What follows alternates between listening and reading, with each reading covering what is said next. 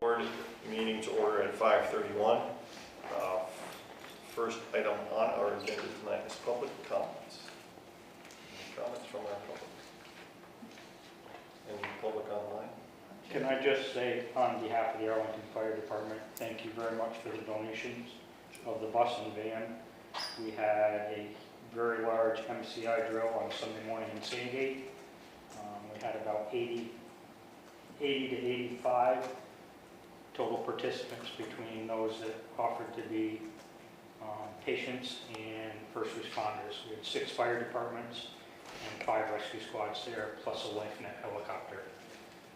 It was very, very well attended, and everything went really well. Thank you very much. Good. Glad it worked out. Any other public comments? Okay, moving on is our consent agenda. We have our minutes, warrants. We have no retirements. We have no leaves of absences, no resignations, no nominations, and no field trips. So that makes that simple. So, is there a motion to accept the consent agenda as presented? I make the Motion motion. made by Dan. Is there a second? Second. Second by Terry. Discussion. Hearing none. All those in favor? Aye. Anyone opposed? Next, we have finance, which was presented which was included in your packet. The warrants and information around. Any questions on that? Next, we have policies. We have none this round. After that, we have operations, which originally we had mop base replacement, but I left it on there because I wanted to update the board.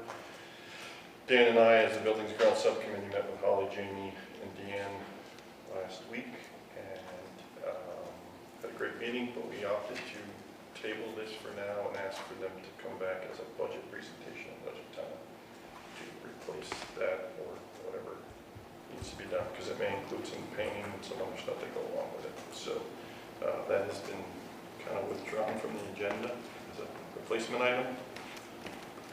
Next, we have GIFT Days discussion and action requested. This is, I'll remind everybody to go back to our discussion on GIFT Days. There was originally a discussion where we would go to full days on GIFT. And we opted to put out a survey to our community. The community overwhelmingly supported the GIST program, as well as half days on GIST days. The concern here was from the tech center that our students would be missing out on tech center days. But here in Arlington, our tech center kids go to tech center as opposed to attending GIST programs. That has been traditionally how we've always handled that. Can't say that it's necessarily the case for all schools, but here in Arlington, that's how we've done it. So for the purposes of tonight, the discussion for the board and the decision for the board to make is, will GIST be half days for everyone, or will it be half days for just kids and full days for everybody else?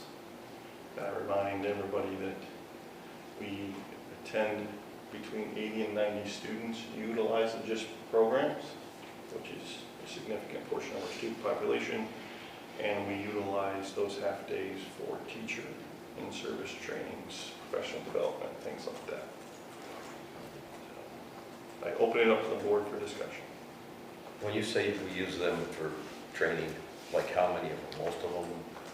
What, a quarter of them? I'll leave that to Deanne to answer. I'm sorry, all of them All are, of them? are some sort of professional development or wellness or team building or some fashion that we are all present and accounted for and doing something together. So I guess I'm going to ask Deanne this. Deanne, do you think we should just have half days for everyone? What is your opinion? Are that many kids missing? Well, I think that was the discussion last time. It's that if that amount of number of kids are being dismissed, teachers aren't doing something new. So therefore, what are we doing with those kids that aren't left? And then those kids just get dismissed. as in, I believe we talked last time as an unexcused. Correct. So the educational value of the students staying in school gets diminished because teachers really can't teach new content or additional content because those 80 to 90 students accessing just, most any of them have been dismissed through parents, would be missing that content. Yeah. The tough thing is if it is not a half-day dismissal for all students, would that reduce the number of parents who opt into just for their student? You know, is the participation impacted by the fact that it's already a half-day? So if there's an alternative for the parent to have their student stay in school. Well, that was asked in, I mean, not that in that wording, but we asked parents if they would prefer a full day of school. Yeah, And it was pretty clear they supported the half-day school and the GIST program. Which took that shocked me, actually. I thought it would be the opposite. I thought parents Yeah. would be more in favor of a full day of school because it is more difficult to find childcare on those half days. But I think because it's been a tradition in Arlington for so long, parents have just learned how to Yeah. do it. The other piece is professional development had been provided, at least in part, by the SVSU, right? Deanne, so on half-days, were you collaborating with, or was it all locally planned? Most of it was local. Okay, so if the other schools are not doing half-days and you don't have a cohort of staff outside of Arlington to do professional development, does that impact your ability to do it here? Be easier to plan, Okay, and it won't be remote. okay. And it's a little early to ask, but in terms of transportation, that's the other thing that impacts participation, is whether or not we can provide transportation as a district. Yeah, it sounds like, If there's a bus, it's a lot easier for parents to do. it sounds like, I wouldn't say it's 100%, but the vast majority of the transportation has been taken care of. Recruitment of new bus drivers, old bus drivers coming back, things like that. Sounds like you haven't, can't guarantee it. Right. Yeah. It's going to remain that way in Okay, but it's not January, feeling but- quite as dire. No. Things really. I don't need to get my driver's license, Well, my you still CDL. can. But you still can. So, yeah, as of. Can you imagine? Looking up, so, I think if things stay the same, we will still be able to provide transportation on Wednesdays. I think that's always been something we agreed to do. Something we've done. Do we know what the other schools within the SU are talking about? Has Tim provided any context to what other, It sounds like it's a little bit all over the board, when I spoke with Tim. I'm not so sure that there's been a 100% decision on that. There was even conversation about maybe elementary being dismissed and high school staying, some things like that, because GIST only goes to 8th grade, I think it is. Formal, yeah. For instructional purposes. Yeah. So I think there was conversation with that. I think that becomes yet another problem if we decided to do something like that. So, and I think it would for other districts, but that's not for us to decide on.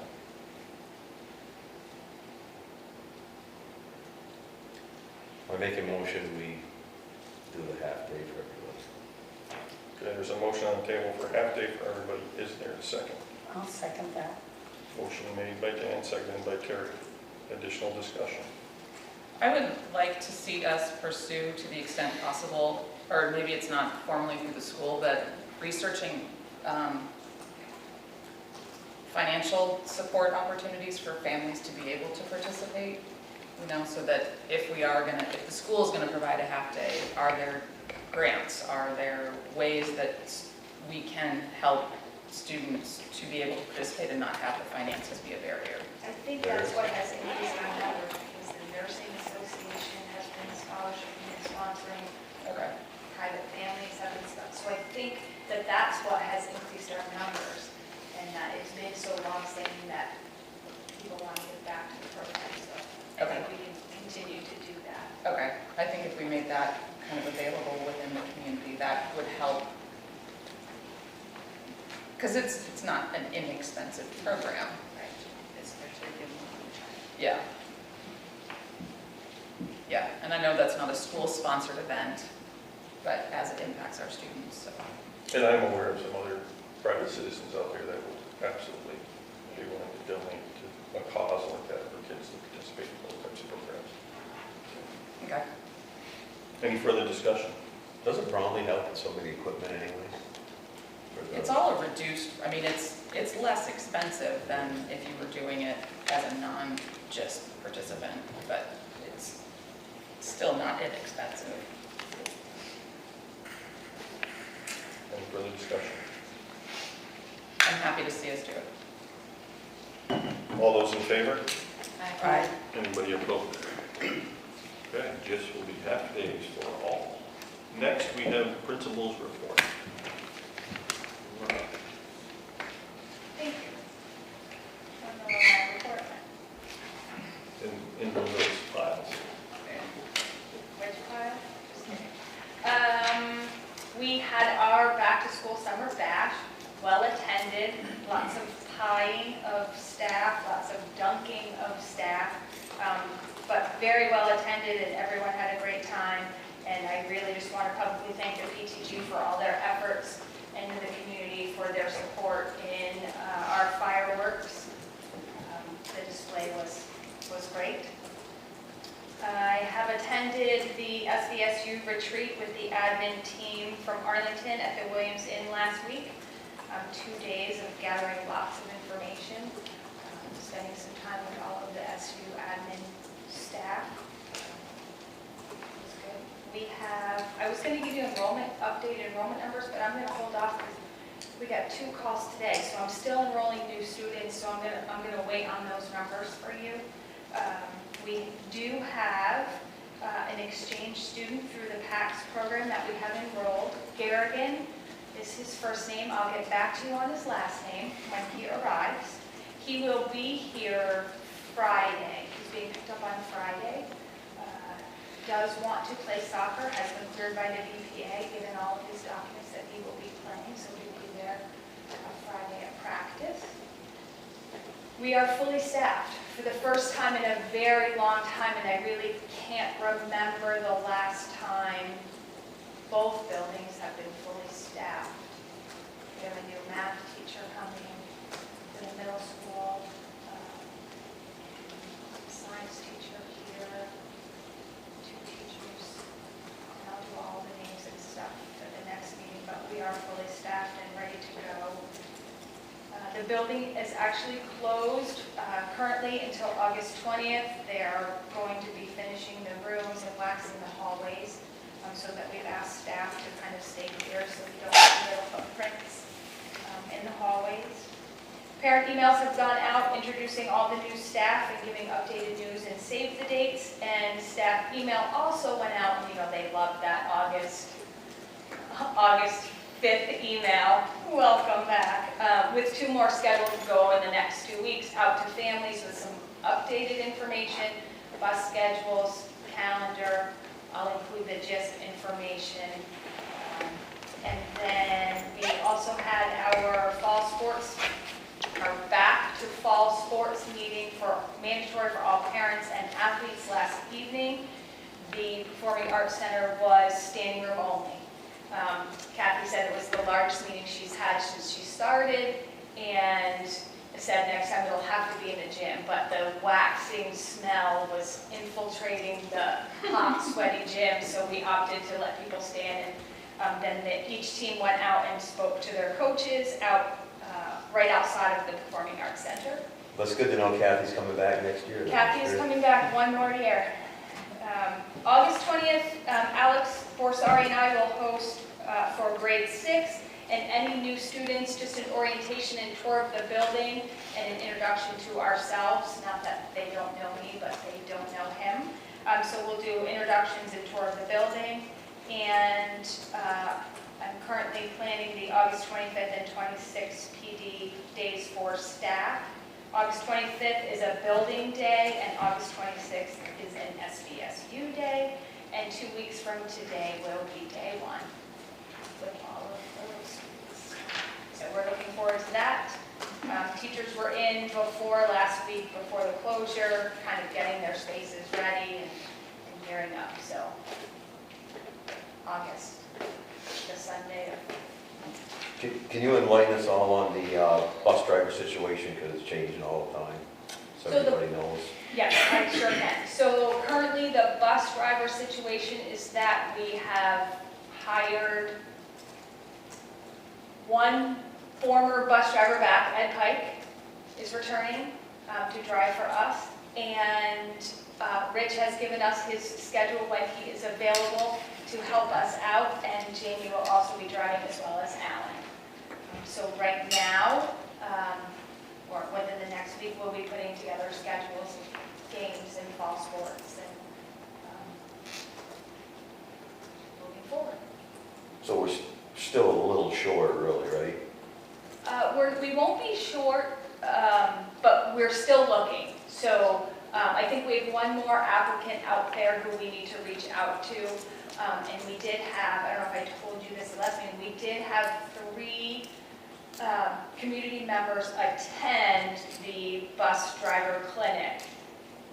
Maybe you want to go back? No, maybe. And some have CDLs, so they're working on getting that bus endorsement, so they may be added to our list of drivers as we move forward. So I think they're out there, we're just, Yeah, because some days we'll need a full 4, right? some days we'll need Or a full 5. 4 or 5. We could do a double-double if we have to. But yeah, there are some double runs that either Kathy and I can talk about how to coordinate. We've already talked to last week when I was with Mike Malloy. We talked about possibly looking at cross-country. If they're going to the same location, they will just pick us up. He's willing to do that again. So just those little things, once we're kind of here full-time all together at the same time, we'll be able to work those things out. Thank you. Deanne, did I miss where you said where the exchange student's from? He's from Georgia. He's from Georgia. The country, Okay, Georgia. thank you. Any other questions for Dan? On that topic, for anyone who's not here in person, PACS, as an organization, tends to bring in students who are on scholarships. And so these students go through a pretty rigorous selection process. There is good local support for these students in the area. They also do a lot of activities together as a group. They do some trips. There is a regional kind of local coordinator that she covers, I think, Crusoe Falls and Manchester and kind of the Wind Hall area. So there will be, although there is only one student in Arlington, there will be other students around that this one student can participate with. But if there is anybody who's listening that is still interested or willing to host, they are always up to the last minute looking for host families. And having been a coordinator, it's a great experience for the exchange student when there's more than one international student in the school. It just makes it a little bit easier for them. So anyone at home who still wants to be a host. Here's a question for you then. Do some of the kids actually say, I only want to go here, or do they just want to go anywhere? At this point, they're pretty much willing to go anywhere. I mean, and the tough thing right now, the reality is, there are students who have been approved for visas that may not be able to defer and come the following year because of a lot of the changes with the visa process. So for some kids, it's now or never, which is tough. And we've had 2 exchange students throughout the years, and it's very rewarding. We still maintain lots of contact with them and their families. Yeah. They just become an extended part of your families. The first time we hosted as a family, it was because a student, their host family placement fell through, and we did it with very little notice, and it was an amazing experience. So I'm not involved in the program, so I'm not promoting anything with self-interest. It's a great experience for a small community to have the international influence.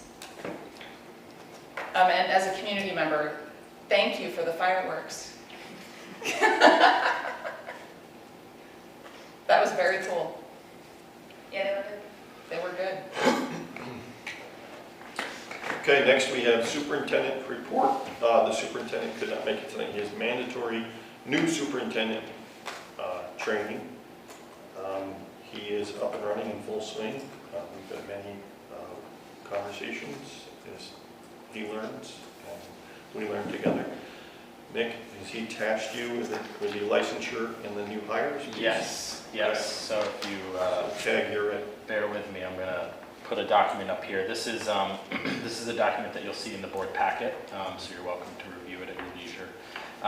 And so just to preface this, it's sort of a good follow to what Deanne was talking about regarding staffing and the fact that you are fully staffed, which is wonderful. All of your teaching positions are hired for next year. And so what we're doing in this August meeting is going around to all of the boards to share an update about licensure. We've gotten various questions from board members, but also from parents, community members about licensure. You know, what does it mean if my student's teacher has an emergency license or provisional license? And so this document, like I said, is in the packet. You can read all the details at your leisure, including on page 2. There's a lot of links that talk about what's going on in Vermont and nationally when it comes to teaching, teachers and licensure.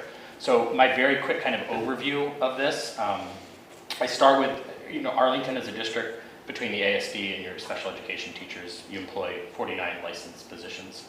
Coming into this year, including your new hires, you'll only have 5 on provisionals, which if you look across the state is a really good number, 10% of teachers. And those provisionals, we work with them to obtain their professional license. So that's a really good place to be in. Because nationally and across the state, what we're seeing, as you can see on this grid, is the number of provisional emergency licenses is rising and rising, and one could say almost skyrocketing. But just since 2017 to the end of the 23-24 school year, that number's doubled. I'm sure if they were to update this chart through last year, we would see that continue to rise. So we're just seeing more provisional and more emergency licenses. This is due to a lot of factors. One of them simply students not going into academic programs to become teachers. That's part of the shortage. Certainly the pandemic has influenced folks getting into the profession. So we're seeing more teachers come from non-traditional educational backgrounds or from industry and coming into teaching. So that's why we're seeing that increase in provisionals and emergency licenses. I won't bore you with the details of what an emergency and a provisional license is. It's right there. That's essentially right from the regulation, so you can read it and understand kind of what it means. But they're not granted to just anybody. Especially a provisional license, you have to have some education in that field or have passed the praxis in that field.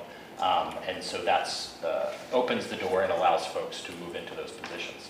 At the bottom of this first page is a kind of an SU-wide snapshot.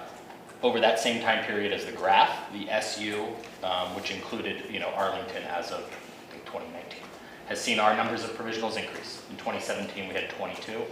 As of 2024 we had almost 41. Last year as an SU, 57 provisionals, and this year we're holding steady at 57, out of a total of 350 teachers across the entire supervisory unit. On page 2, I started talking about opportunities, and these again are SU-wide things that have happened. They might not specifically be in Arlington. Things like hiring teachers through H-1Bs is something we've done, H-1Bs and J-1s. Working with Castleton, VSU, Vermont Higher Ed Collaborative to try to fund programs, which we do have some Arlington teachers taking advantage of, which is really exciting. Also supporting teachers who are going through the Grow Vermont Ed program, which is kind of a collaboration between the NEA and Vermont State University, which is a peer review program. So I've got my provisional license, now I need to get my professional license. A great way to do that is through peer review. So we're funding folks to do this program with Juliet Longchamp from the NEA to assist them with the peer review program. And then through negotiations, I said here with the Southwest Vermont Education Association, but it would include the Arlington Education Association, of increasing salaries, being competitive, right? That's a huge thing when it comes to attracting teachers, licensed or not, being competitive in the market. The last 2 paragraphs talk about what's happening around the country, what states and districts are starting to do, things like acknowledging industry experience on the salary schedule. That's a way to entice people into the profession from outside. Things like starting apprenticeship programs or residency programs. And even at the state level, you're seeing states start to change their requirements. Vermont itself has offered new waivers that didn't exist just a few years ago. So they are sort of modifying the process a little bit to make it more accessible. Licensing has traditionally been a very rigid, difficult process, and they're starting to allow some flexibility. So overall, there's opportunities. This is probably the new norm, at least for the foreseeable future that we're going to see less, I'm sure Deanne can tell you, less licensed qualified applicants than she would have seen 5, 10 years ago in her pools. But there's opportunities for us to be, nimble and think about how we want to grow our own teachers and what we can do to attract and retain people who are educators, want to become educators, and really taking advantage of that. The articles there, it's not all doom and gloom. Yes, there's articles about the teacher shortage at the state level. Nationally, they put the number at 200,000 teachers short of where they think we should be. But there's some really good articles about what states and districts are doing, some creative thinking. So I just encourage people who are interested to take a look, read about it. If they have questions, let us know. But we want families to know that just because your teacher has a provisional license doesn't mean they're not qualified, doesn't mean they don't get a lot of support. They're there and they're ready to do the job. So overall, we're optimistic about things. So any questions, anything I can answer? Nick, I don't even know if you can answer this. Is this affecting private schools as much as public schools? Well, our independent schools don't have the same requirement that their teachers be licensed, right? So someone working at one of the independent schools, at least currently, and I don't think H 454 Act 73 changes that, they don't have the same licensure requirement. So I would say no, it's not affecting them. They have plenty of licensed teachers, but as it's not a requirement, here it's a requirement. If Deanne's going to hire an elementary teacher or a science teacher or a special educator, they have to be licensed. The state requires that for public schools, all of our teachers be highly qualified. I don't know if they use that term anymore, but they have to be licensed in their discipline. So we don't have very much flexibility in the public sphere. So. Any other questions for Nick?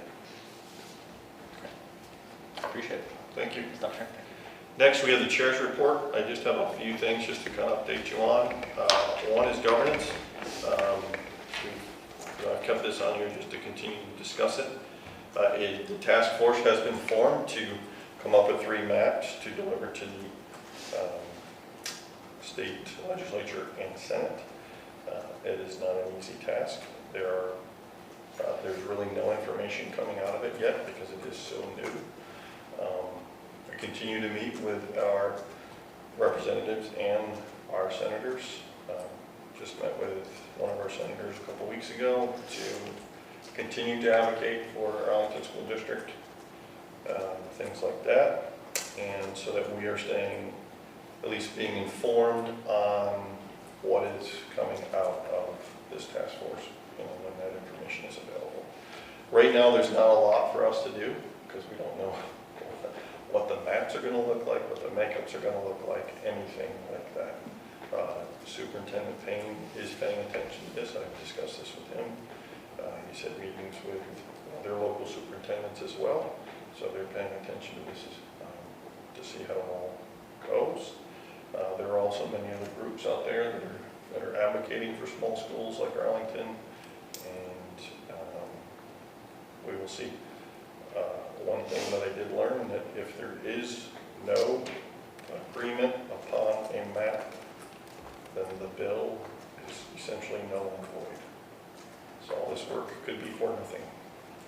So that'll be an interesting piece to keep an eye on as we move forward on that. The next piece I have is just a heads up. There's some slates on the front of the building that need repairs. Jamie has gotten a couple quotes. We've just got them, not time to put on the agenda, so I anticipate that being on our September meeting for approval to remake those repairs. It's looking in the neighborhood of about $5,000. We have money in our refund. Yep. To cover that as needed, but we can discuss that. I just wanted to give everybody a heads up for the September meeting. That will be on the agenda to be approved and how we're going to pay for it. Jamie, did you send us a second quote, or I didn't get the second one? They were the same. They were one and the same. Oh, they are? So, okay, so he's just subcontracting. He is subcontracting with That makes sense. Backkill Slate.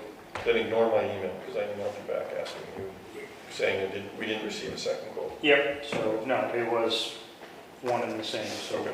they were both here, looked at it. Barry would subcontract him to do the work. Then I will forward that to all of the board members for discussion and decision in September. Yep.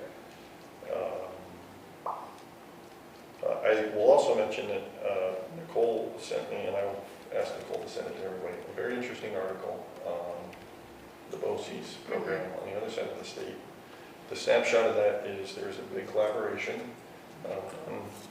by 2 supervisory unions over there to create a BOCES, which is essentially an educational collaboration that helps them provide services for students in there specifically for special education and to save money. It's more of an SU thing, so hopefully that will be discussed at the SU level. But it was never possible in the state of Vermont up until last year. So now it is possible. Maybe it is something that we can research, work on, and collaborate with our Northern Supervisory Union, assuming that we both still exist here in a year or so, and work out that. So that is all I have for Chair's report. We have an FYI, you have your enclosed, and there's your budget status report for your review. And the only other thing we have left on here is an executive session. There will be no action taken out of this. This is just an update.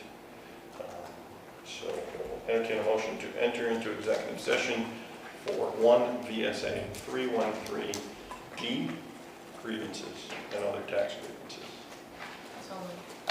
Is there a second? Any discussion?